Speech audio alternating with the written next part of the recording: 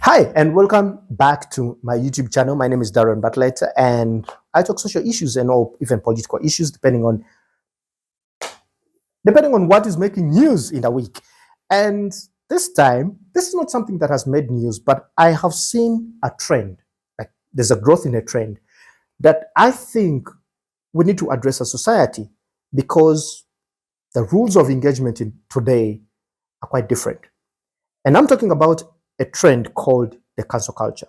Now, the cancel culture is, to be honest, giving me a lot of headache because even when I try to intervene in certain things, I just don't understand why either people just don't see things or they don't see what someone is saying or they like deliberately or they don't understand what this person is saying, and we cannot agree that we have different opinions. Now, if you're asking me what a cancel culture is, let me try to make it very simple. It is simply being rebuked for your opinion. Like when you have a different opinion from others, you're rebuked, you're trolled, you're bullied, all these kind of things because you believe in something different, because you understand something different. And it's not your fault that you understand some things different. You could be understanding some things different because that's how you have been oriented into that specific, maybe concept or idea or way of doing, certain things. That's how you could be oriented. And I'll give an example. A Muslim knows that they pray 5 times a day. They know that Muhammad is the prophet who was, appointed by God and all that kind of thing. So, and they have their own culture and norms on how they work in Islam. So anything that is anti-Islam, for them, they don't take it really right. And you'll find that Muslims are not the majority people in the world. They are actually not the minority, but they are a smaller population compared to Christians. Now, if a Muslim talked about an idea, and I'll give an example of when probably a Quran allows them to marry up to 4 women, if you have the resources to manage them. In a Christian world, it is forbidden. Like you're not allowed to marry more than 1 woman, whether you have the resources or not. Now, if someone came from the minority group of the Muslims try to talk about what is marriage, and the majority of the Christians are going to cancel this Muslim. I've just given an example, and I'm not saying that's what happens, but I'm giving you an example of what it could be. Now, I have seen this grow in maybe about three different societies and how they understand things. I've seen a cancel culture in feminism. I've seen a cancel culture in sexual orientation conversations, and I've seen a cancel culture in politics. Now, for politics, it will always happen because you cannot play victim if you belong to the people or the oppressor. That's how politics usually works. There's always people who want to play victim, who believe that they are oppressed, and then there's the oppressor. That is according to the African way of looking at politics, because there's always dictator and all these kind of things. Now, when it comes to feminism, it always looks like, and I'm going to use the word looks like, it always looks like there's kind of like a war against men, which I don't believe it is. I just believe that this particular group of people, women, have had or maybe have suffered because of how society had organized itself in terms of rule, putting a man as superior. And they've tried to break this barrier and to bring things like equality in terms of pay, gender gap, and equal opportunities, and all this, this kind of thing, and such an amazing concept. But on the other hand, it always looks like whenever probably a man comes out and asks something, and I understand some people have terrible approaches. They don't know how to ask questions. It's just terrible. Like naturally, they approach things in a very uncouth way. So when someone tries to kind of understand why women are in this kind of space, because women have been angry for a very long time, the cancel culture happens. Like there's always a backlash, there's always an abuse, there's always an attack, There's an attack actually on both sides. Men are attacking women, women are attacking men. And sometimes you just don't understand why people can't educate each other. You lose nothing to educate people. If you don't have a skill to educate people, send them information and say, look, as a matter of fact, this is what happens in our society, where women are being victimized on everything. And this is what happens in a society where men are getting a lot or, rewarded more than women. Or men, this is how we are suffering under women. And how do we close this gap and educate each other? I've never understood why people can't have this conversation and understand each other rather than canceling each other.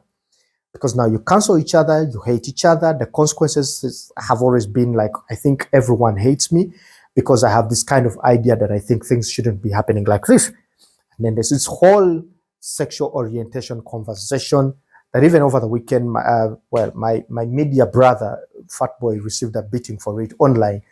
It didn't make sense for me.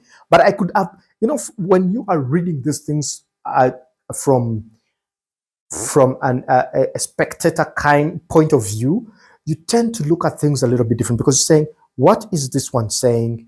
What is this person's response? Was this response called for? And sexual orientation is a hard conversation, to be very honest. In Uganda, they just criminalized homosexuality, or now we have an anti-homosexuality law, which is quite very hard and harsh in my view. I mean, the penalties are really grave. So one has to be really very careful about how they go around, these activities. Now, there are many people who are confused. I personally am confused. Whenever it comes to sexual orientation, I watched a movie and a guy was described in 5 or probably 6 different ways: heterosexual, pansexual, bicurious, what was the other one? Heterosexual, and many more.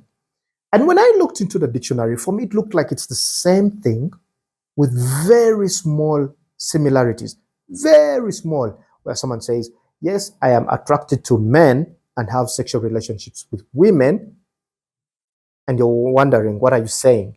You have sexual intercourse with men, but you have relationships with, you see, for me, it still sounds like heterosexual. Like, yeah, you can do, I mean, bisexual. I mean, you can do both. That's what you're doing. You're not man and woman. That's not the direction. So as long as it involves another party, another gender that is not, that is of the opposite sex, or and maybe another, you're doing more than that, then you're bi. Or you're either lesbian or gay, like you're either doing a fellow sex, or with the moment you go into another sex and then back, you're bi. Now, this whole pansexual, I don't, to be honest, I don't understand. It's very confusing. Very, very confusing. And every day, I kind of find a new word to describe a certain feeling towards, or sexual orientation. And then the ability not to be able to say, to describe who a woman is and a man is, has become even more confusing to me. You wake up one morning and someone says that gender, you determine the gender, you can determine how you feel.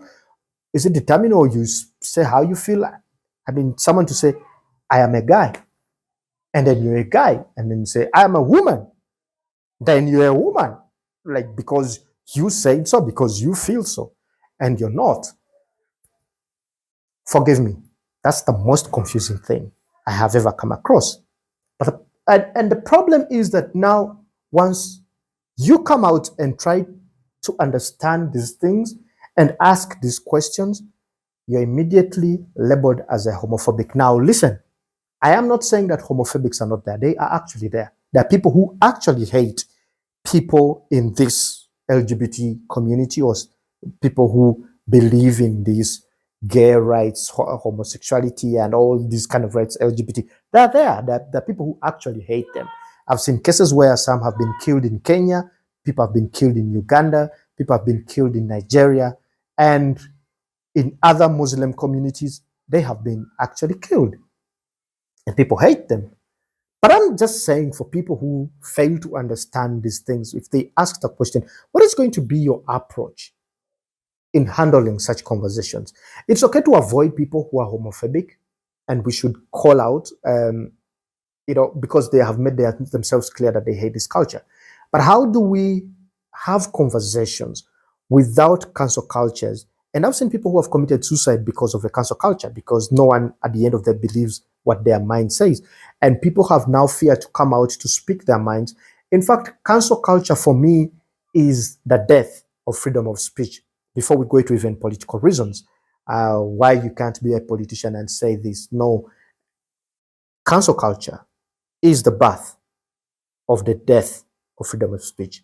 If you understand what I mean, you start to die slowly because you cannot speak out. I don't know. It's a difficult conversation, but I had this video is even long, and I don't know if I had to do this, but it's difficult for me to kind of talk about the cancel culture because people are cancelled. Because you cannot say this, you cannot ask this, because the moment you ask this, you're homophobic. If you ask this, you're anti-feminism. Oh, when you say this, you're a radical feminist. Hey, because the person is angry. They're trying to express themselves because they've been victims for a very long time. And then when they come out and say, hey, you have done this to us for a very long time, oh, then that one is cancelled, hate, block, and all this. Why are we in this? When did we start to adopt a cancel culture where you cannot express yourself, your thought, and have meaningful discussions without being cancelled, without being bullied, without being blocked, without being threatened? Like, why? Why can't we have meaningful conversations and become part of society in a very meaningful way? We don't have to agree on anything. I have so many neighbors here. I don't agree how they treat their kids. I don't agree with where they take their kids for school. I don't, but I don't care. I like, why is this kid not going to school today? Is a Monday. Oh, he's sick. Or he doesn't feel like going to school. Oh, okay. And I move on. My culture, where I come from, how do you say, not feeling well, doesn't feel like going to school, and you're still there? It doesn't work that way. You guys can help me on this conversation. You can come to my comments or send me an email. Try to make me understand why and how we can actually better this cancel culture. And I'll come back on this video and we'll have a conversation. I know I've created controversy probably, but I was just trying to understand why this trend is on the rise and how we can capture it. See you next time. Bye.